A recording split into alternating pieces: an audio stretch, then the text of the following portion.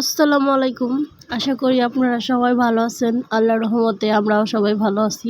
তো আজকে আমি যাচ্ছিলাম বাবার বাড়িতে। তো বাবার বাড়িতে প্রথমে এসেই আমি বড়া খেয়ে নিচ্ছিলাম। তারপরে দেখি বাইরে দেখেন কত ধান শুকিয়ে দিয়েছে। একটা দেখি কেটে জানি পোকালা একটা পাকা আম রেখে দিয়েছি এখানে। পরে আমরা ভাবছিলাম একটু আম খাবো, আম মাখা। পরে দেখি এখানে পেয়ারা ধরছে ছোট ছোট। এই পেয়ারাটা মনে হয় সামনে বারে এসে খেতে পারবো। যে দেখতে পাচ্ছেন কিরকম ধরছে ছোট ছোট।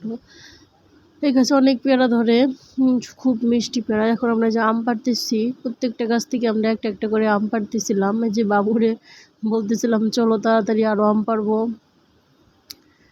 আজকে রোদ উঠেছিল, অনেক বাতাসও ছিল, খুব ভালো লাগছিল ওয়েদারটা। এই জন্য আজকে আম মাখা খাইতে ইচ্ছে উঠছিল। পরে যে আমরা অনেকগুলো আম পাড়ছি, এখন আমগুলো চলে নিতে এসছি।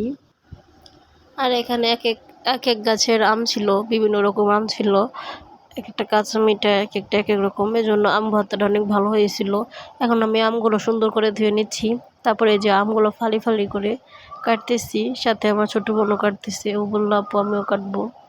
ওরা বললাম আচ্ছা কাটো। পরে কাটতেছি আমরা দুজনে মিলে। পরে যে আমে আইট হয়েছিল, আমের আইটগুলোই ভালো লাগে। তো একটা আমি যে পাকা পাকাও হয়ে গেছে, ওটা মনে হয় কাঁচা মিঠা গাছের আম। ওই কাঁচা মিঠা গাছের আম তাড়াতাড়ি পাকে।